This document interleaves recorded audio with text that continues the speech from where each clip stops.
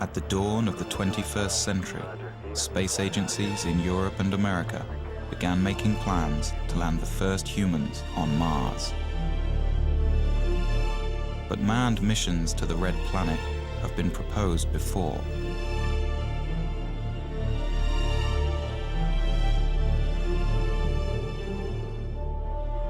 For some, Mars holds the answers to mankind's future in space. Others say Mars is too far, too dangerous, and too expensive for humans to explore. And in a world torn by troubles, some say there is no need, or will, for mankind to reach into space anymore. More than 30 years after the last Apollo astronaut walked on the moon, the American manned space program seems to have lost its way, unable to reach beyond even low Earth orbit. We've got a problem. NASA has been literally going around in circles with its space program for the past 30 years. Astronautical engineer Dr. Robert Zubrin has been arguing for years that sending humans to Mars is the mission the space program needs. It's time that we set goals for NASA that were worthy of the risks of human spaceflight. Mars is the next logical step in our space program. It's the challenge that's been staring us in the face for the past 30 years. It's the planet that's most likely Earth. It's the planet that has on it the resources needed to support life and therefore someday technological civilization. It's the planet that will provide us with the answer as to whether life is prevalent in the universe or exclusive to the Earth. And it's the planet that will give us the critical test as to whether humanity can break out of the planet of our birth and become a spacefaring species. In the early 1990s, Zubrin was the head of the Mars Direct program at Martin Marietta Astronautics. His team developed a mission to Mars that could be done at a fraction of NASA's projected costs. Using only existing technology, Zubrin argues that the first steps on Martian soil could be made within 10 years. There is absolutely nothing in this that is beyond our technology. We are not ready to send humans to Mars right now. We don't know how to keep them alive. There are people out there who say we can go to Mars tomorrow. One of my requirements, one of NASA's requirements, is that if we send humans to Mars, we bring them back alive. For the past 15 years, Zubrin and his colleagues have waged a campaign to convince society and the political class that humans on Mars should be the goal for NASA now. This is the story of our cold neighboring planet and the debate over whether man's fate is tied to the red world. It's the story of an engineer's journey and the battle of ideas over which direction in space will truly benefit mankind. We're at a crossroads today. We either muster the courage to go or we risk the possibility of stagnation and decay. The victor in this debate could determine the fate of mankind. Will we become a spacefaring species? Will we live on more than one planet?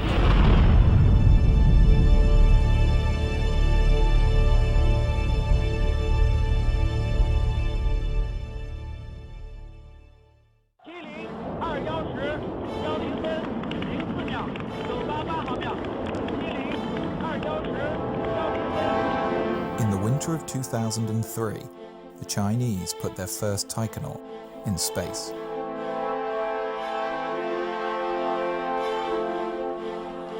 The Chinese Space Administration plans to begin a manned program of moon exploration by 2017. The European Space Agency has outlined a plan for humans to the moon by 2024 and to Mars by 2033. And the Russians, building on years of experience, are conducting tests for long-duration Mars missions.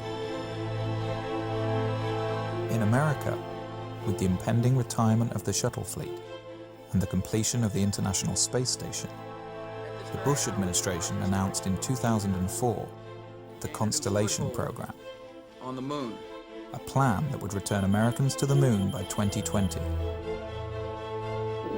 But the program was never fully funded and was eventually cancelled. 2010, the Obama administration announced its vision for NASA and human Mars exploration. By the mid-2030s, I believe we can send humans to orbit Mars and return them safely to Earth. And a landing on Mars will follow. And I expect to be around to see it. With a new timeline for humans to Mars sometime after 2035, and with administrations changing every 4 or 8 years, it is far from certain that such a plan will be realized. 20 years earlier, the first President Bush also proposed a long-term human exploration program, under great fanfare. The program quietly died in Congress a few years later. If you want to go to Mars, you cannot do it in 30 years. You can't do it in 20 years. You've got to do it in 10 years or less from program start, or you're more or less guaranteeing political failure. To date, only the Apollo moon program, which was announced in 1961 and had men on the moon 8 years later, has succeeded in getting astronauts beyond low Earth orbit.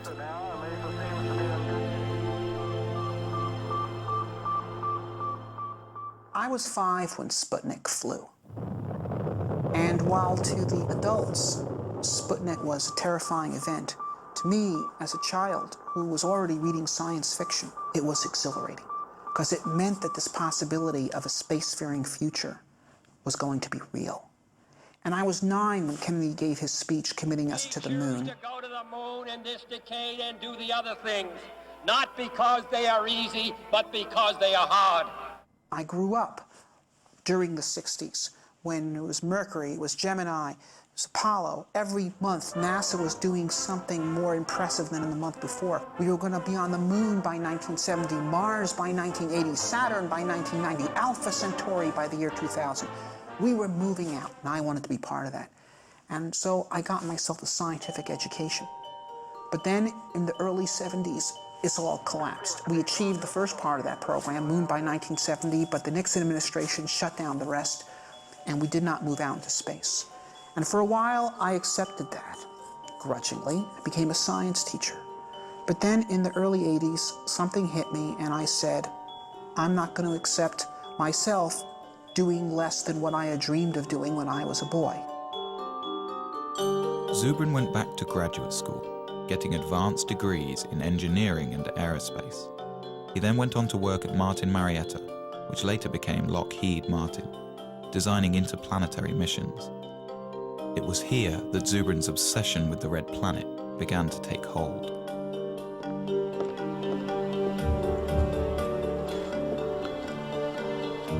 While at Martin in the 1990s, Zubrin and his colleagues developed a plan for sending humans to Mars that changed NASA's thinking on the issue. But the plan has languished on the drawing boards ever since. Now, as president of the Mars Society, Zubrin is at center stage in the debate over the future of manned spaceflight.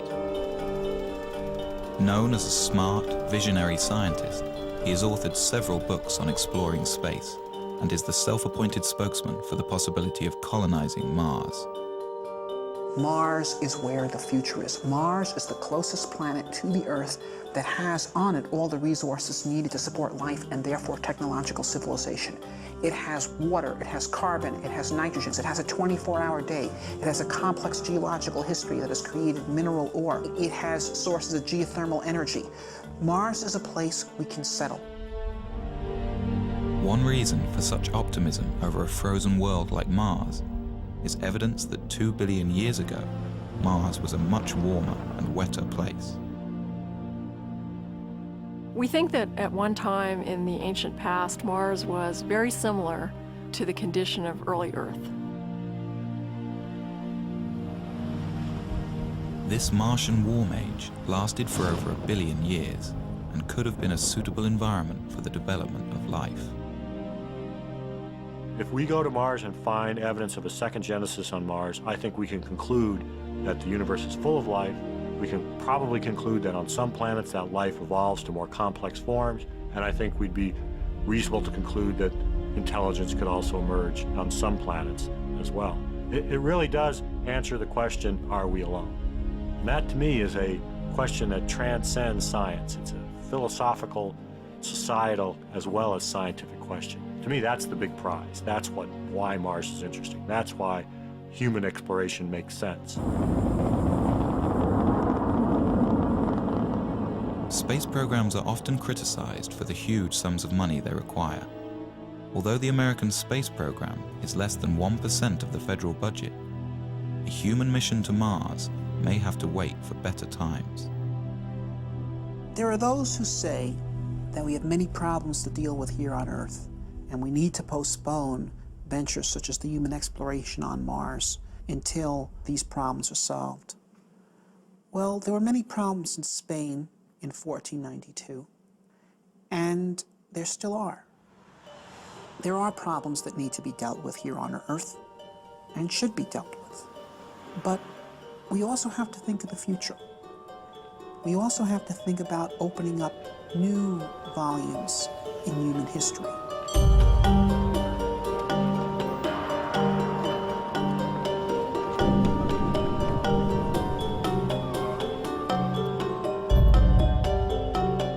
I believe that it's essential for a positive human future that humanity expand into space.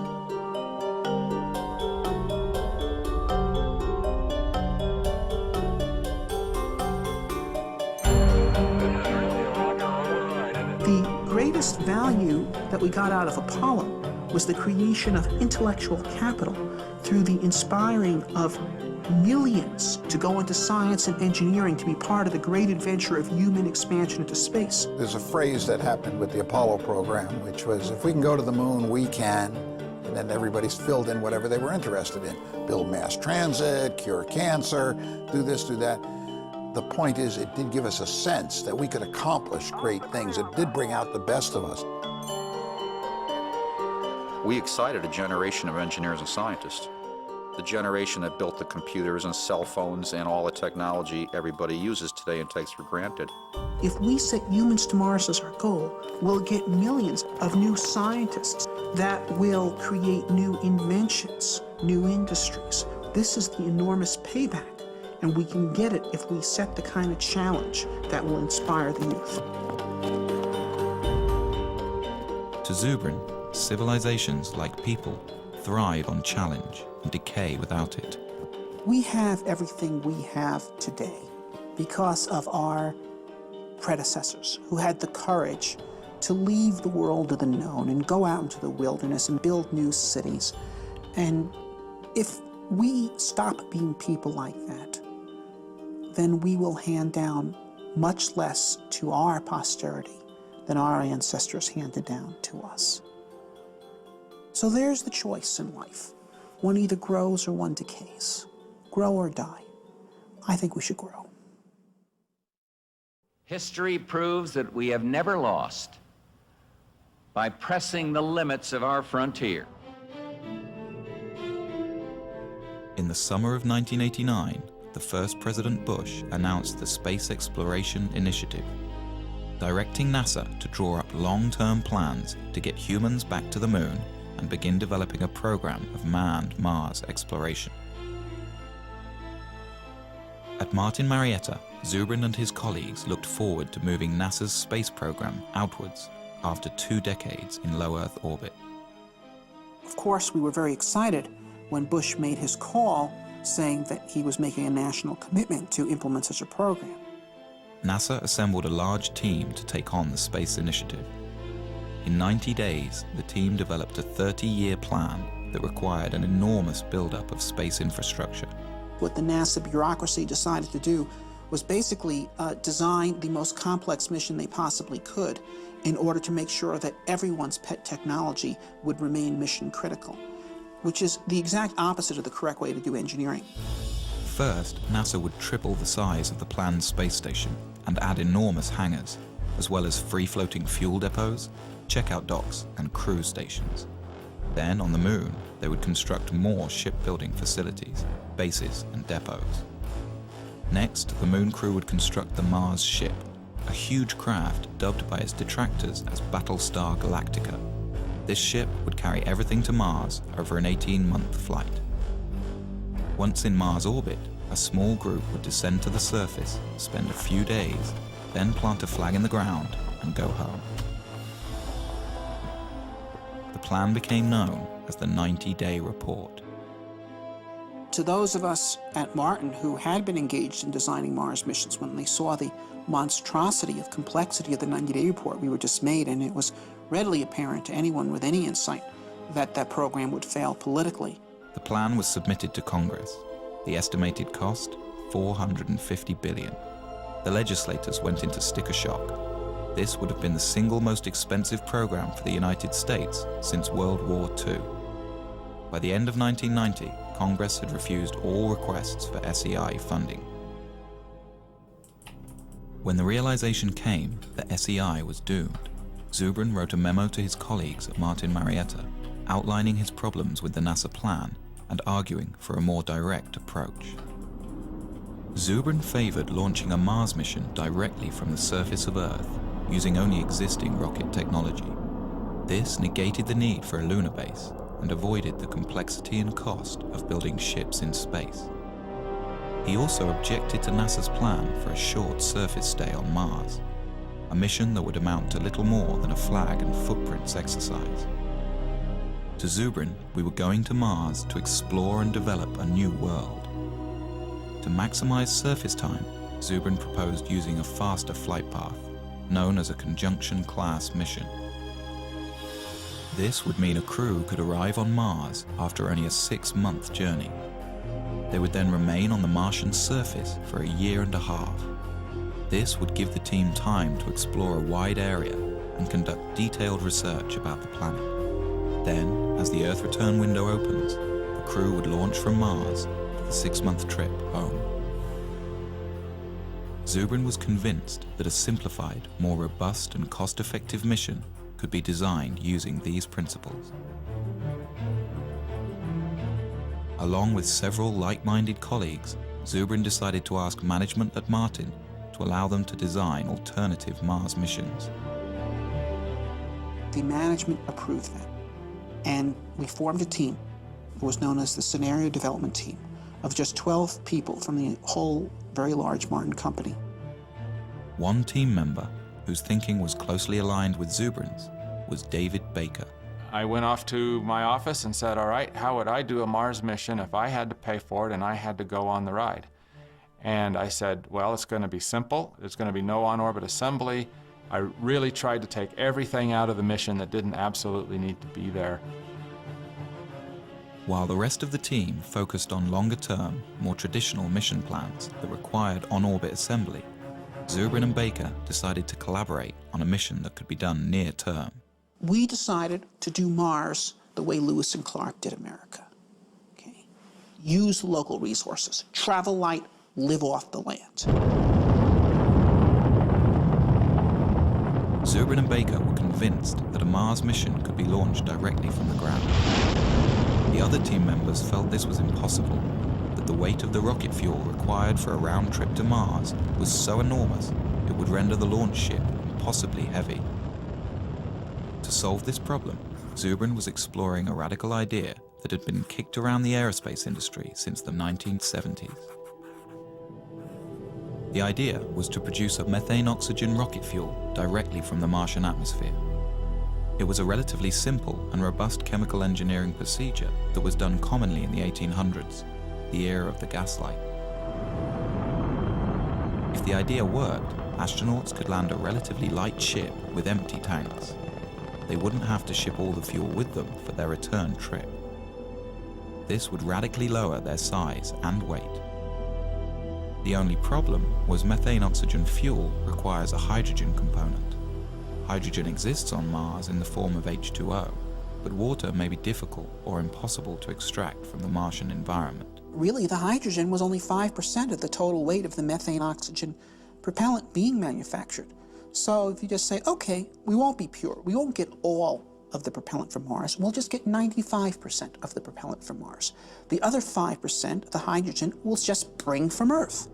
Another fundamental resource that could be extracted from the Martian environment is oxygen.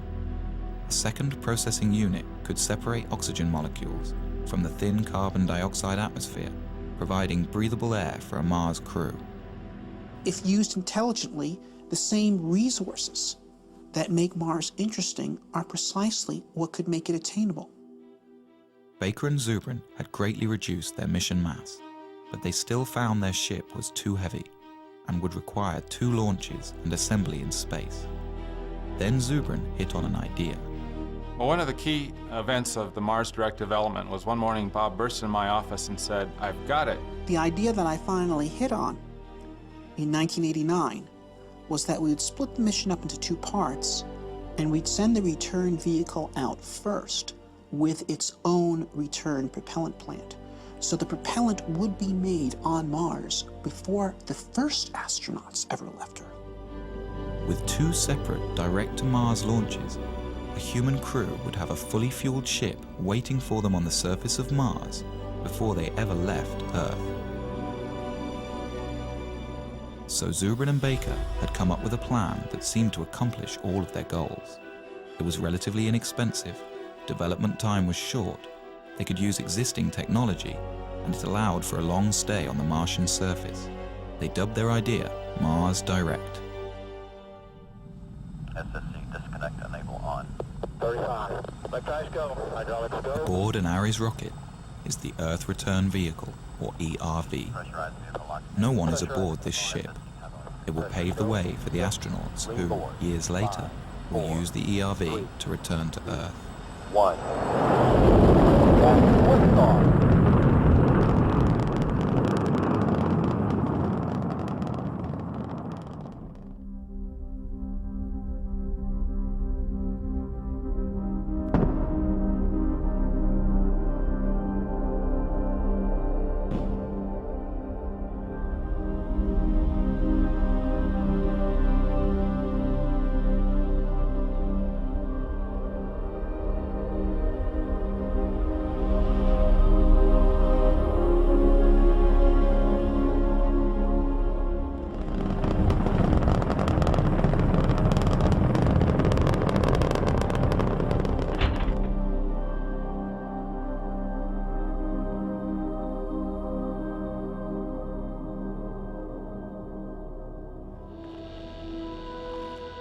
On its second day, the ERV deploys a small nuclear power reactor.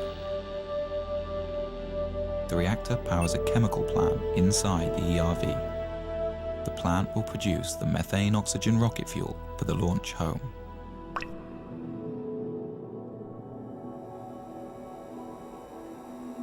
Nearby, a second robotic rover is guided to a pre-picked landing site for the human crew. It places a radar transponder to help guide the astronauts in. The long journey to land a human being on Mars begins. 3, 2, 1, engine start.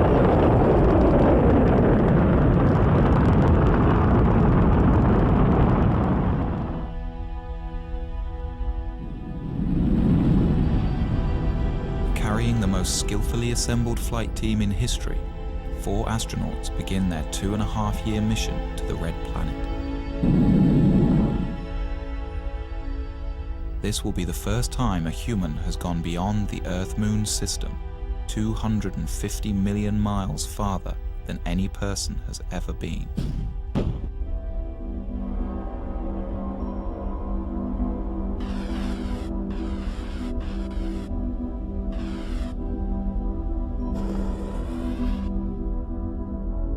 To counter the health problems of zero gravity and to fully acclimate the astronauts to Mars, the ship will deploy a weighted tether attached to the last stage of the spent rocket booster.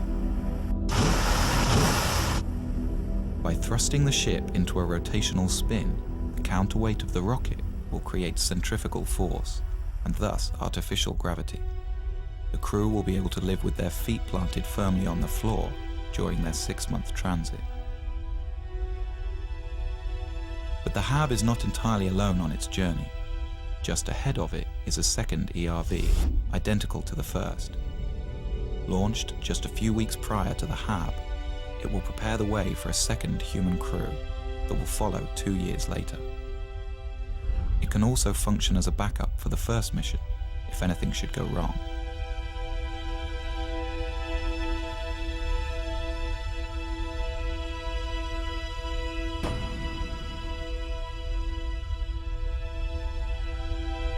the 6th month of the flight, the crew will gaze upon an alien world. This is the new frontier. Oh, spectacular. Just spectacular. After days in orbit and satisfied with the landing conditions, the crew will receive final word from Mission Control on Earth. All systems are go for entry, descent, and landing. 3, 2, 1.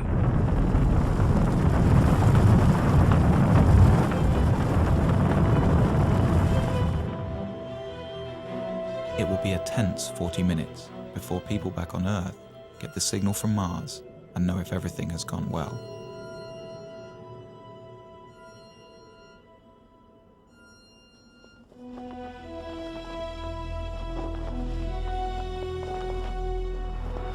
Okay, 75 feet. Car's looking good. Down a half. Pitch forward. 60 seconds. Lights on. Forward. Forward. 40 feet down. 2.5. Big shadow. 4 forward. Drift into the right a little. 30 seconds. Forward. Contact light. Okay, engine stop. We're seeing it on the LTP. We're on Mars, everybody.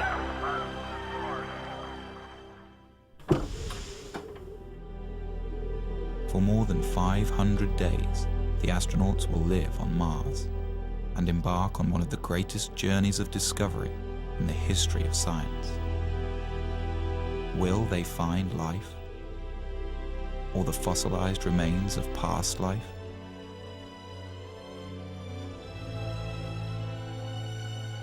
Such a discovery could tell us whether our solar system has seen more than one genesis, and answer the ultimate question: are we alone?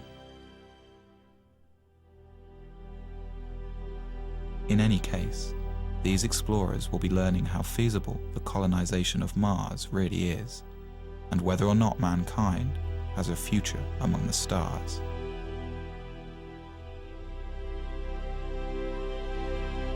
Then, when the time comes and the window for Earth return opens, the crew will climb into their Earth return vehicle and head home.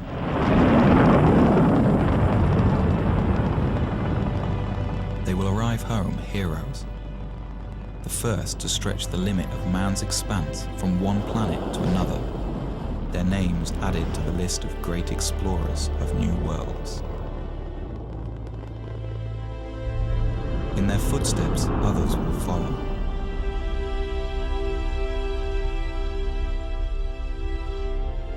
What began as a trickle is free to rise into a deluge of humankind, sweeping over a once barren land and transforming it into a viable new world.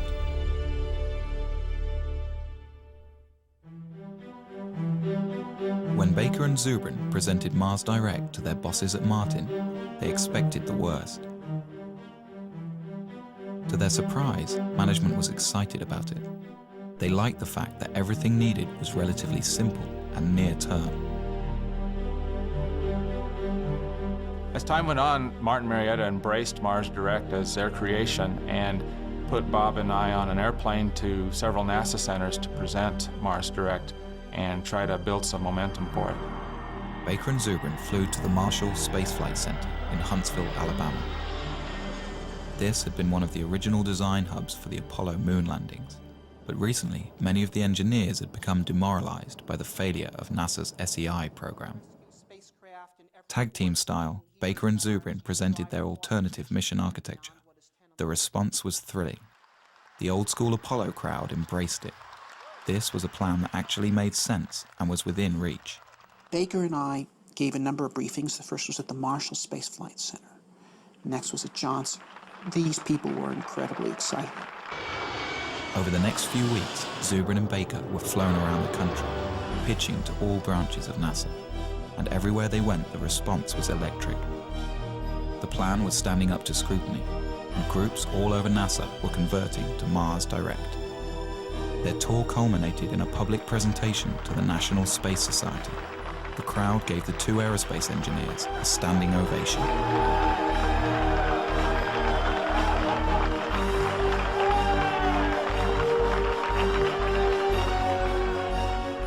later, the story was in newspapers around the country.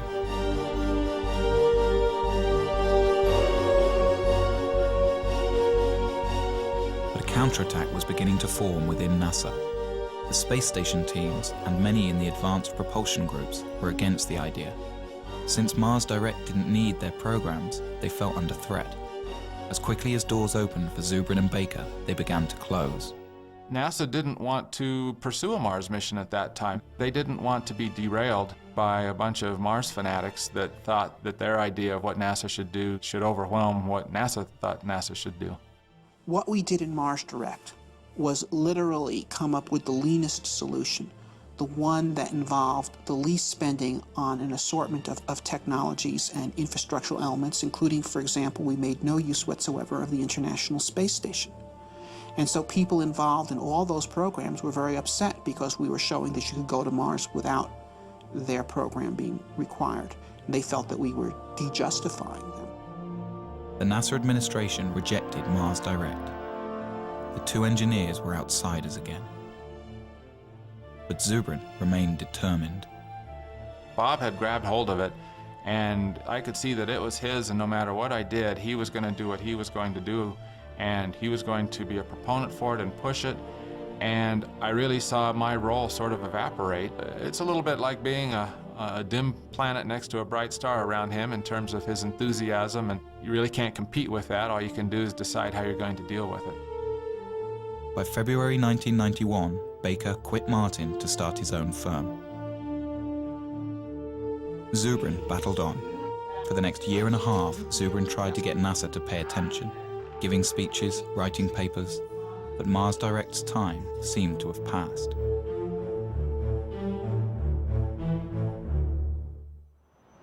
But then in 1992, a new administration came into power at NASA, and Zubrin saw a second chance. I was invited to brief Mike Griffin, who was the Associate Administrator for Space Exploration in charge of the whole Space Exploration Initiative. He immediately became a very strong supporter of Mars Direct. But before the engineers at NASA would take another look at Mars Direct, they wanted Zubrin to prove that producing rocket fuel on Mars could work. They gave Martin Marietta a small budget to do an experiment. Zubrin and his team built a machine called the In Situ Propellant Plant. It could take carbon dioxide, the dominant gas in the Martian atmosphere, combine it with a little hydrogen, and produce a methane-oxygen fuel. We did it in 3 months with a very small team. We built a plant that was 94% efficient, and no one who actually participated in that effort was actually a real chemical engineer. They were all aerospace engineers, like me, who were simply dabbling in chemistry in order to prove to NASA that 19th century chemical engineering really worked. With the experiment a success, the administration had Zubrin give detailed briefings of the mission plan to the engineers at the Johnson Space Center. They liked it, but had some problems. Dave Weaver was the lead mission architect. There were a number of things that we were concerned about with Bob Zubrin's mission. First of all, we thought his estimates of mass were probably too optimistic.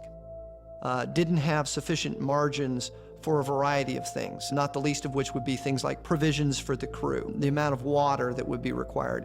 We thought his ascent vehicle was very large, which meant his power requirements, his propellant requirements were much larger than needed to be. His trip times out were too long, and that for very little effort you could get them shorter. The other problem was the size of his crew. He had a 4-person crew. I think virtually every study that's been done says that a 4-person crew for a 3-year type of mission is probably not realistic. Weaver took Zubrin into his office, and the two men worked out compromise mission architecture. First, Weaver wanted 3 launches for every mission instead of 2. The first year, 3 ships would launch: a MAV, Mars Ascent Vehicle, an unoccupied HAB, and an ERV, Earth Return Vehicle. The HAB and MAV would land on the surface and begin producing fuel for the return flight and air for the crew. These craft would spend 2 solitary years on Mars, allowing NASA to test all of the systems before sending a human crew. Then, in the 3rd year, 3 more ships would launch, this time with the HAB occupied by astronauts. The other 2 ships are for a future mission, and less needed as a backup for this crew. Once on Mars, the team could also utilize the first hab. Then, after a 1.5-year stay, the crew would climb aboard their small capsule and rendezvous with the return ship. This ship would carry them back home in a roomier environment than Zubrin's ERV. Zubrin called the plan Mars Semi-Direct. NASA called it the Design Reference Mission. They had a larger crew than we had. They had bigger ships. They had more equipment. They had heavier equipment. So they had to do the mission in 3 launches instead of 2, but it was done with the same principles of Mars Direct. The plan was subjected to the same cost analysis that tagged the 90-day report with a $450 billion price tag. The Design Reference Mission came back at a fraction of the cost, $55 billion. Spread out over 10 years, it could be done within NASA's existing budget. The plan made the cover of Newsweek. Here was a mission architecture that was affordable and could be done today with existing technology. But NASA's astronauts have not left low Earth orbit since.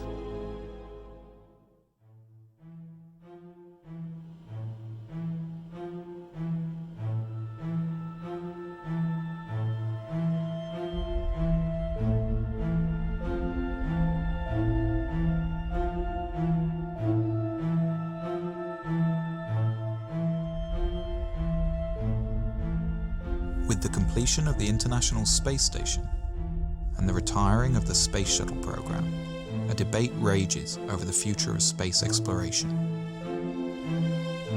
Should NASA continue to focus on low Earth orbit, developing technologies for the future? Or should NASA have a goal, like it did in the 1960s with Apollo? The way we got to the moon was by a presidential imperative that demanded that NASA get to the moon within a decade. So NASA was forced to sit down, design a plan for how to do that, and then fly the mission.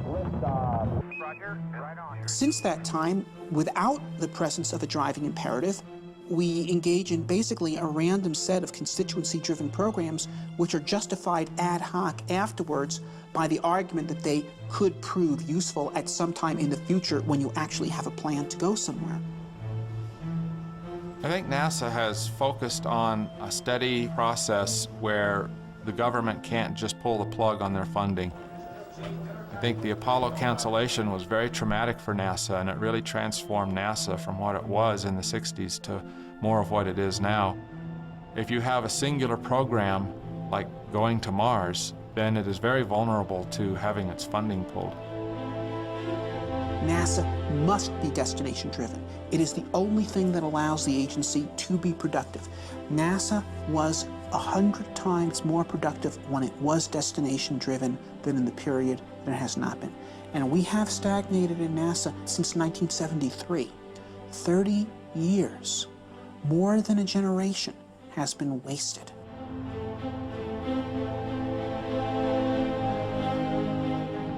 The American space program's been stagnant for 30 years. There's a once-in-a-generation shot right now to get it moving again by giving it a goal that'll take it somewhere.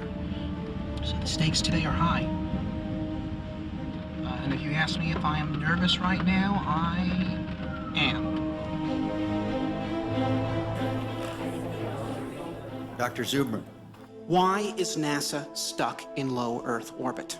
The problem with NASA's lack of current achievement is not money. The problem is lack of focus, it's lack of a goal. It shouldn't be humans to Mars in 50 years. It should be humans to Mars in 10.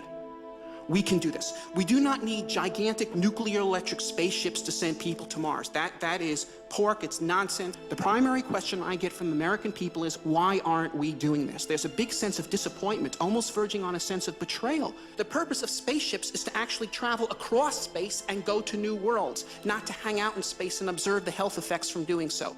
Dr. Zubrin, in your testimony, you were very passionate, but you also were mad.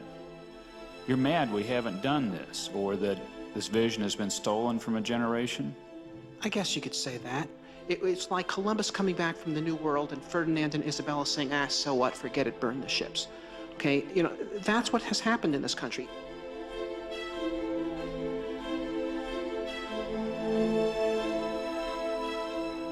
We've won our point that there needs to be a destination. The point we need to win on now is that the destination needs to be Mars, and it needs to be soon.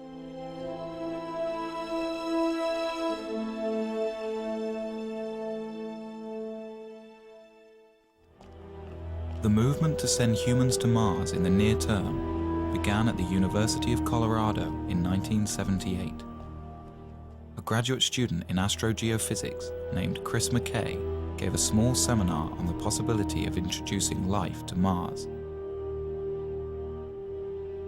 I got interested in Mars in graduate school.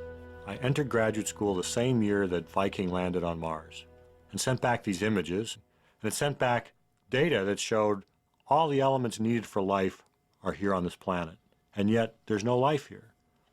I thought, oh, that's odd. It's sort of the lights are on and nobody's home. And I thought, well, that's curious. So some of my other grad students and I, we sort of got together to talk about, well, if there's no life on Mars now, could we put life there? And that evolved also into the question, was maybe there was life in the past, and we could find fossils, evidence of it. Well, how would you do that? Well, you do that by sending people there. Together with fellow graduate students, the group decided to put together a small conference to discuss the matter of human Mars exploration. We basically just started a forum. We invited everybody from all the NASA centers and from all the universities that were involved in it, and they all came. And it really was, in retrospect, I realized a very important step toward building a consensus for human exploration of Mars. In 1996, I published my first book, The Case for Mars, and the response was phenomenal. I got 4,000 letters from all over the world. I had Parisian bankers and 12-year-old kids in Poland and firemen from Saskatoon and astronauts, and they're all writing me and saying, how do we make this happen? Bob Zubrin came to the third Mars conference and got very much involved. And he was willing and interested in forming a society, forming a group and organizing. He said, look, if we could pull these people together, if we can get them to work together, we could have a force that could actually make humans to Mars happen. The group formed the Mars Society. Robert Zubrin became the president. They held their first convention in 1998. The convention was just magic. We had no idea how many people were coming. They were there not just from the United States and Canada and Europe. They were there from Israel. They were there from Mozambique. They were there from New Zealand. It was astonishing. Since its inception, the Mars Society has attracted members worldwide. Derek Shannon is the head of the Southern California chapter. He's met with political leaders from all over the country. If you make them look at the whole Mars vision in historical terms, it becomes a much easier sell. How will the Martians remember our century? They're probably not going to remember our deficit, our wars, our healthcare. Those will be footnotes. What they'll remember is that out of all of human history, there came a generation that decided to take this amazing step out into space. And if you tell politicians that they're the ones whose names actually get to be remembered, that's when, hopefully, the space program starts going somewhere. In order to further the knowledge necessary for a manned mission to the Red Planet, the Mars Society has been building research stations around the globe, all of them based on the design of Zubrin's HAB module. Most recently, the Society set up a desert research station in Utah. Here, international researchers and aerospace students come to do experiments under the harsh desert conditions and learn what's necessary to keep a Mars crew alive and productive. Basically, what we're doing here is undergoing analogue studies. Crews of up to 6 people at a time come together to live in a full simulation environment for up to 14 days. So what that means is every time we go outside the HAB, people have to don spacesuits. They have to depressurize. When we go outside, they're called extravehicular activities. They can only be of a certain duration due to the air supply.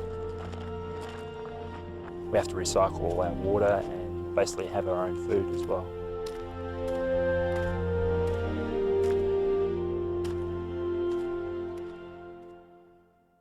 It's great to fantasize, but it's another thing when you have to put it together, when the nuts have to fit the bolts.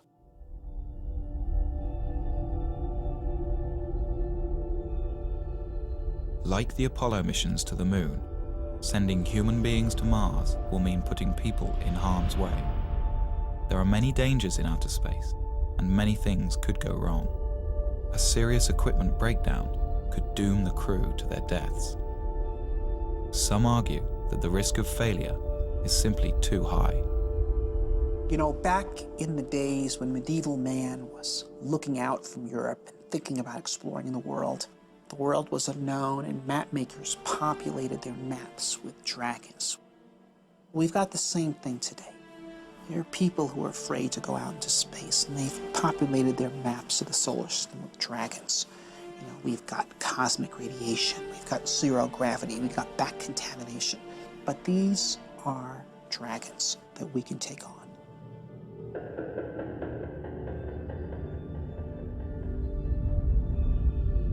There are two kinds of radiation astronauts must contend with in outer space: solar flares and cosmic rays. Solar flares are floods of protons that burst from the sun at irregular intervals and would be dangerous to an unshielded human crew. We are not ready to send humans to Mars right now. We've got to know a lot more about radiation and radiation mitigation. One of the Apollo flights barely missed, like by a week, a major solar event. If it had gone off when the Apollo astronauts were on the way back and forth to the moon, they would have gotten their entire lifetime radiation dose in that one mission. And that's just one solar flare. So that's why we worry about this. In the Mars Direct plan, Zubrin envisions a central, insulated core where a crew can retreat to while the radiation passes by. The core would be surrounded by all the provisions of the mission. This should stop any harmful dose of radiation from reaching the astronauts. Basically, you use your pantry as your storm shelter. So a solar flare happens, the alarm bell rings, the crew goes into the storm shelter, they stay in there cramped up pretty tight for a few hours until the all clear rings and they come out. This is going to happen once, it might happen twice in the course of the mission. The second type of radiation is cosmic rays. This constant rain of charged particles comes from interstellar space and cannot be avoided without many meters of shielding. We can experience some of this type of radiation on Earth at high altitudes. Airline pilots who spend their careers flying high in the atmosphere can receive almost as much of this radiation throughout their life as a Mars astronaut would on a 2.5-year mission. It's a long trip. It's a 6-month trip there, a 6-month trip back. It's probably a year on the surface. That's a lot of radiation. The best estimates are that the magnitude of that dose is not that great, perhaps 60 rem of radiation scattered over 2.5 years. Now, 60 rem of radiation delivered over a long period of time like that would not create any noticeable effects at all. It would, though it is believed, increase your statistical risk of getting cancer at some point later in your life by about 1%. Right now, if you're an average American and you do not smoke, you have a 20% chance you're going to die of cancer. This would make it 21. If you're an average American smoker, it's 40. So in fact, if you recruited the Mars crew out of smokers and sent them to Mars without their tobacco, you would be reducing their chance of getting cancer.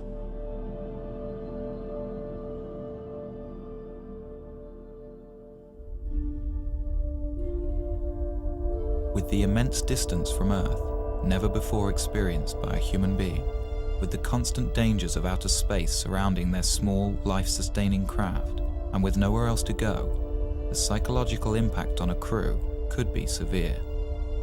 Fear is real. I mean, it would be, to me, abnormal for a person to not feel the fear of getting on a rocket and launching into space and going to Mars. So I think fear is a very normal thing that all astronauts, in fact, are supposed to have. And I would be afraid to fly with someone who does not have fear. Some psychologists worry that cabin fever could set in, and the crew might literally go crazy. The human Mars mission is a more rigorous and difficult condition than most of us experience in daily life. But it is hardly a more difficult situation than many people have endured throughout human history.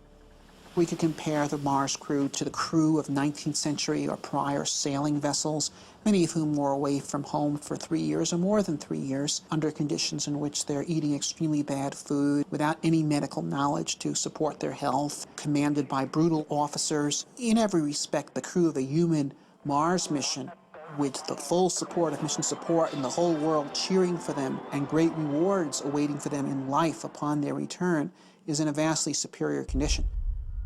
The Mars Direct crew will spend most of their time inside the two-story hab, carefully designed to promote psychological well-being despite the confinement. The space where I think everybody would spend the most time, just like a lot of homes on Earth, would be the galley wardroom area. There would be chairs, a table, some kind of large screen for entertainment. You would have individual staterooms about 4 or 5 feet wide. The ability for them to communicate with loved ones, with colleagues on Earth, I think will be almost unlimited. A Mars crew will need to be carefully chosen and thoroughly tested to ensure their ability to handle the extreme isolation. Wow, what a place. What a view, isn't it, John? It's absolutely unreal. John Young, who went to the moon, used to say that he could cover the Earth by just lifting his thumb up to it.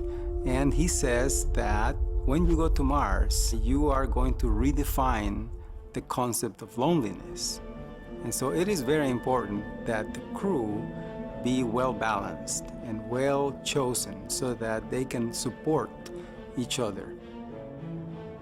Whoever gets picked to go, they will have to learn to live together for 2.5 years. If you put out a call for volunteers for the first crew to Mars, they'd be lined up coast to coast.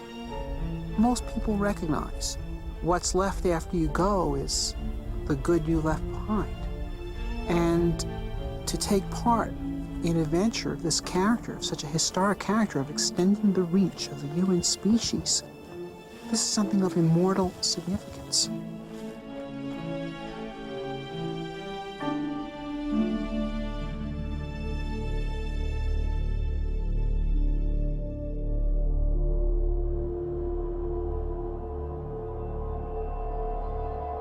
One of the most bogus threats associated with the Mars mission is the so-called back contamination issue, which is this notion that you go to Mars and discover these virulent disease organisms that you bring back to Earth and destroy all life on Earth. If we discover life on Mars, one fear is that our Earth biology will have no defense against possible Martian pathogens. Some argue that missions to Mars cannot be risked until we can prove Mars is free from harmful contaminants. This is completely nonsensical. There's natural transfer of material from Mars to Earth all the time. We get around 500 kilograms of unsterilized Martian rocks landing on Earth every year, and they have been doing so for the past 3-4 billion years. And so if there were Martian organisms that could contaminate the Earth, they've already done so. Although the prospect of Martian diseases seems remote, lawmakers have required that NASA create elaborate protocol to ensure that any extraterrestrial material stays contained. And like the Apollo astronauts, who spent 17 days in quarantine after their return from a sterile moon, a Mars crew will have to be thoroughly tested for any harmful Martian pathogens. The probability is infinitesimally tiny. But nevertheless, this is our home planet and it's extremely important and we have to protect it. The idea of a pathogen on Mars is clearly ridiculous because there is no megafauna or megaflora on Mars for pathogens to infect. So it is impossible to propose a credible life cycle for a Martian pathogen. The diseases that afflict us have been co-evolving with us and our ancestors and near relatives for the past 3 billion years, and they are specifically designed to live inside the habitat of the human body and to overcome its defenses.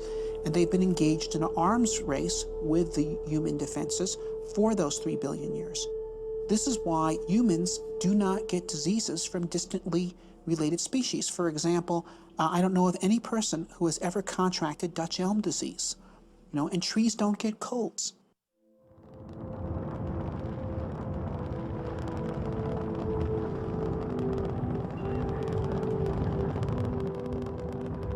When the first Mars lander touches down, the crew will be staring out at a new world, a place that in 4 billion years, no eyes have ever seen.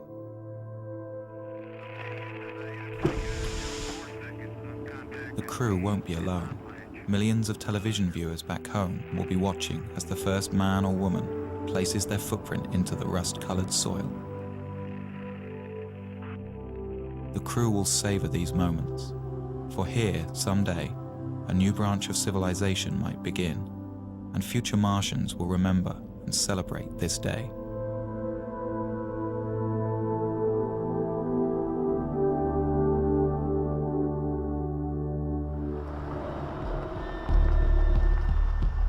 There is much for the crew to do and explore. One of their main mission objectives will be to search for signs of microscopic life. To do this, they will follow the ancient water flows. For on Earth, where there is water, there is life.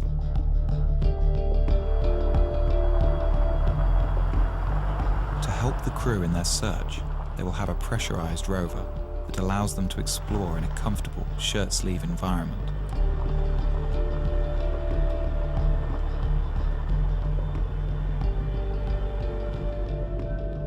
This means the crew can examine a vast area around the landing site during their 18-month stay. And there is much to explore. Mars has 58 different kinds of topography and a surface area equivalent to all the continents of Earth combined.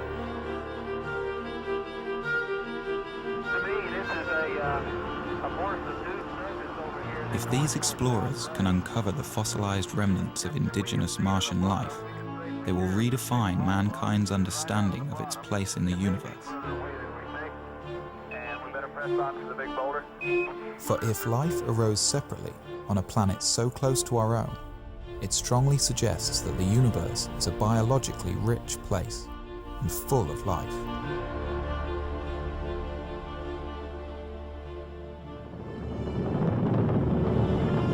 For some, the ultimate question of Mars, though, is will there be human settlements on the planet? Will Mars become a new branch of human civilization?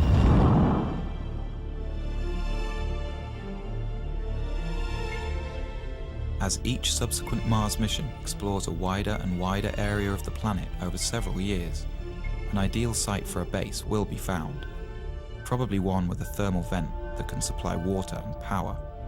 At that point, several HABs will be landed in this one spot, with crews that plan to stay for 4, 8, or even 12 years. The HABs will be interconnected, and a permanent human presence on Mars will be established. This scientific community will have to learn to become self-sufficient, to be able to survive on Mars without supplies constantly being sent from Earth. But unlike any other planet in the solar system besides Earth, Mars has all of the fundamentals needed to make this possible.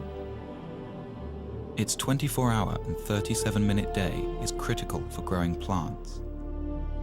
It has all of the elements necessary for creating building materials like plastics, metals, and glass.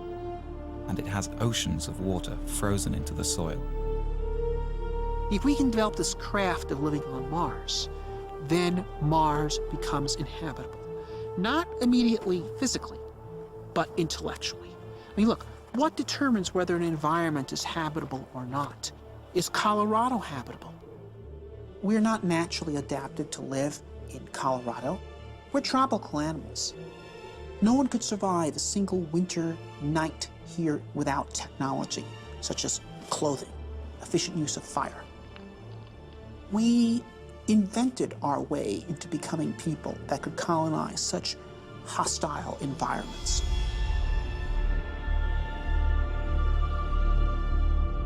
Eventually, with a lot of ingenuity and invention, the scientists will learn to live off the land. They will grow crops in the iron-rich but potassium-poor soil. And they will produce oxygen and energy from the water and atmosphere.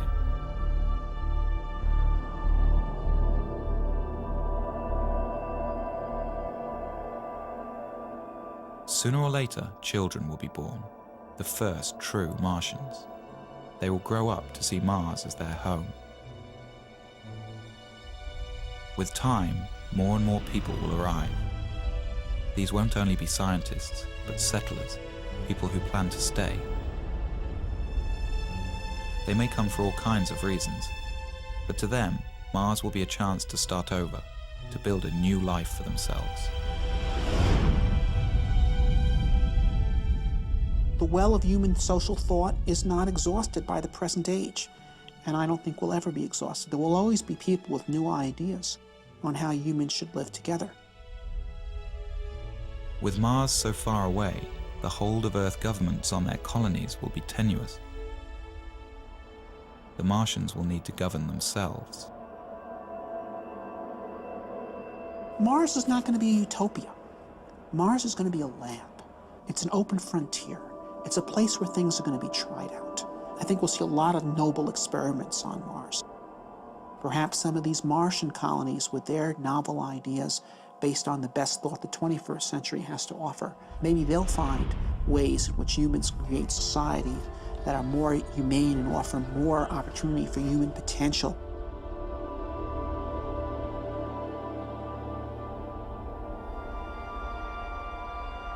The ultimate dream of the Martians will be to terraform their planet, to make Mars as hospitable as Earth. This may not be as big a fantasy as it seems. Here we are on Earth, a world that's very sophisticated and developed and complete. And anything we do is just a subtraction. It's because we live in such a biologically rich planet. When we go to Mars, we have an opportunity that we don't have on Earth. Here's a planet that's died. Here's a world that's not full of biology, probably doesn't have any at all.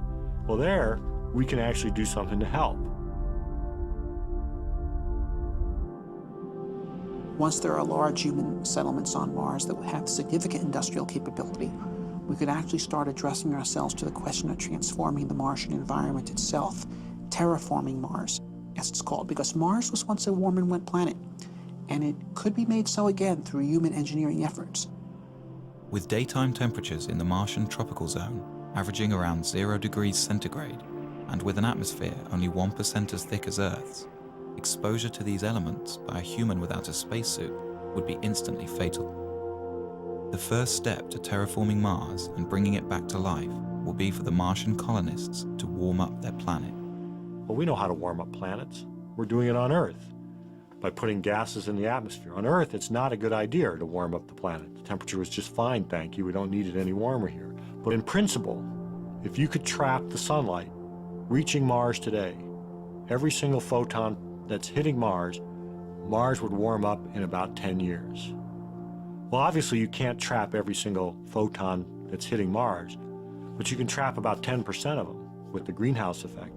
So that would imply that Mars could warm up in about 100 years. Well, 100 years is a long time, but it's not astronomically long. One idea is to build small, automated factories that produce super greenhouse gases with no ozone-depleting side effects. Although these gases would be unwelcome on Earth, for the Martians they would be an efficient way to trap heat. Then within a few decades, we would raise Mars by more than 10 degrees centigrade. And if you did that, that would cause massive amounts of carbon dioxide that is currently absorbed into the Martian soil to start to outgas.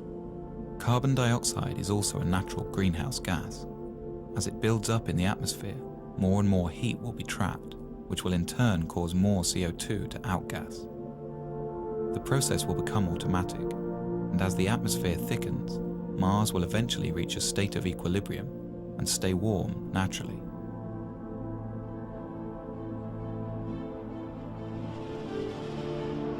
The rise in air pressure would mean that the human colonists could discard their pressure suits and walk around the surface of Mars carrying only a supply of oxygen.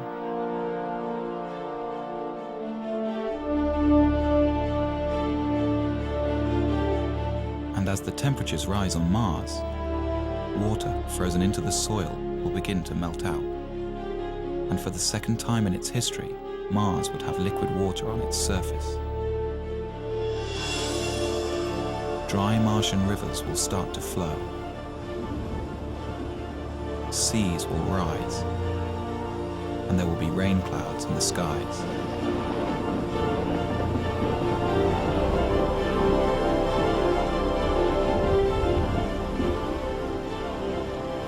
The return of Mars to its warm and wet stage will make it a fertile environment for life. Any indigenous Martian organisms lying dormant will begin to grow, and Mars will be full of Martians.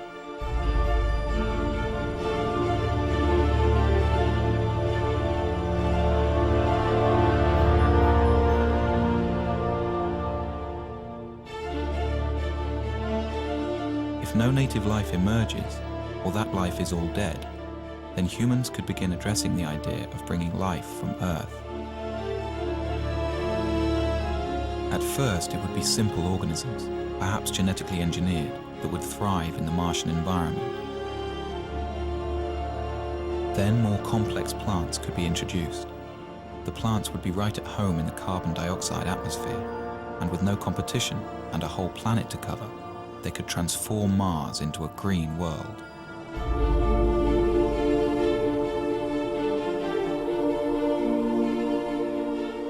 Warming Mars so that it sustains life is rapid, but then the slow process of making the atmosphere breathable for humans and animals starts, and that's done by plants. Although the process will happen naturally, if the colonists can't find a quicker way, it will take tens of thousands of years. This is a philosophical debate. Many people think the universe has a big sign on it that says, "Do not touch.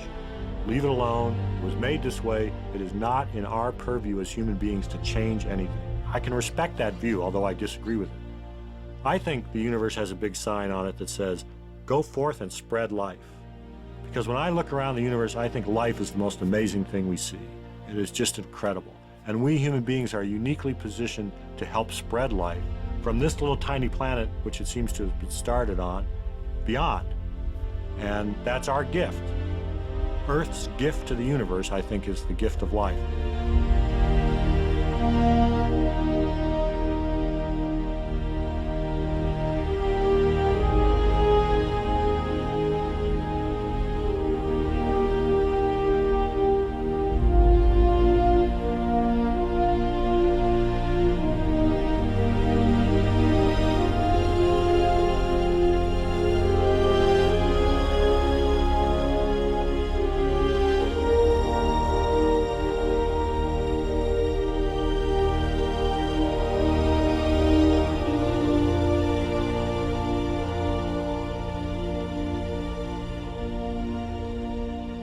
This scheme for terraforming Mars is based on 20th century notions of engineering. I don't think it is how Mars will actually be terraformed. What you have here is a 20th century mind trying to address a 22nd century problem. And so I think Mars will be terraformed by the 23rd century, not by the 33rd, by the 23rd. Things that would seem utterly fantastical to us is how it will actually be done, but it'll be done. We're at a crossroads today. We either muster the courage to go or we risk the possibility of stagnation and decay. The exploration of the solar system and expanding of life through the rest of our solar system and someday beyond is the kind of thing that will keep our civilization going. We're explorers by nature. Eventually we will go to the stars. And the question is, when will we start? I think a manned-Mars mission could happen within 15 years. Some days I'm very optimistic. I think we can do it in 10, maybe 15 years. Other days I see all the political things that go into the space program. I look back on the 30 years we've been bogged down, and I get more negative about it, and I say it's going to be another 3 decades or 4 decades. I would be surprised if we got to Mars prior to 2025 or 2030. In May of 2018. Understanding the various political obstacles that exist and what we need to fight through to get the program started, I believe that we will be on Mars by 2020.